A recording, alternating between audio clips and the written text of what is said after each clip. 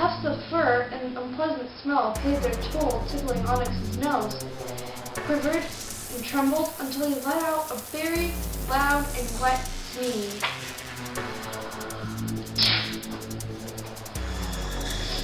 The sneeze distracted the beast, giving time for slippery sleek Onyx to escape right under it before it could blink. Taking off as fast as the panther he was always pretending to be, he ran with no direction in mind, just away from the terrifying beast. He ran, never looking back to see where the beast was. He slipped through a doorway, barely in time for the door to swing shut behind him. He was safe in the pitch blackness. For a moment, all Onyx could hear was his own panting and gasping, and all he could feel was his heart pounding against his chest. Once he was calmed down, he was able to use some of his senses. He heard a sound like something was dragging across the ground. He sniffed the air for a scent that would help him determine if he was in danger.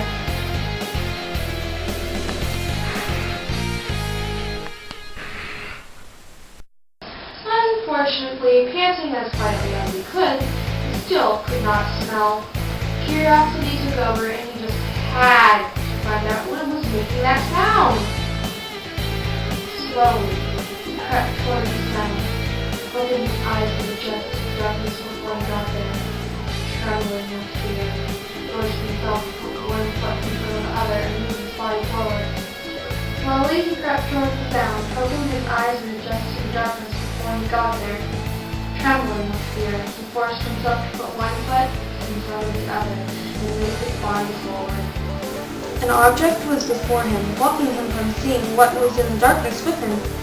Onyx bravely prodded the object with his soft paw and found it to be harmless. He peered around and saw what was making a dreadful noise. Onyx could make out a paper bag sliding forward on the ground, propelled by what seemed to be the backside of a large black animal with a thick, blunt tail. As he tried to climb deeper inside, the bag was being pushed further and further forward, the same parts of it sticking out and no more of it going in. Onyx was overwhelmed with relief and swallowed. He chuckled at the sight of his big brother and his house. He announced himself to the larger cat in the traditional cat manner. He dove into the bag for Sebastian. Startled, the older cat screeched and yanked his head out of the bag, excited to see his baby brother and thrilled to tussle. Therefore, that is just what they did. Soon they were laughing and licking in the cat way. It was at that quiet cat moment that they heard the telltale sound of the door creaking open, and Onyx, with a sense of smell back to normal, knew the stranger was back.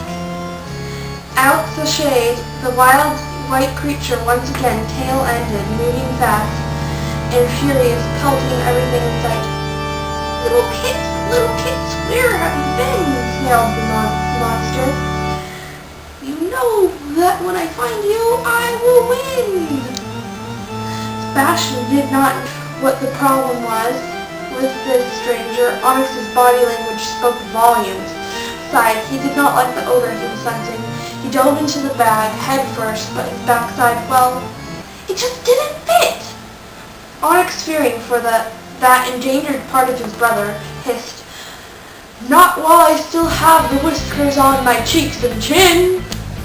He raced around in the darkness with the monster chasing behind, abandoning Sebastian and giving him time to escape. Big brother Sebastian kept his wits about him and flew in through the still open door and waited behind it. As soon as speeding Onyx came through, he pushed the door shut with the strength of his ample backside, locking out the beast. Feeling safe and courageous, both cats held their tails out, curled their tits together in a cat version of a high five.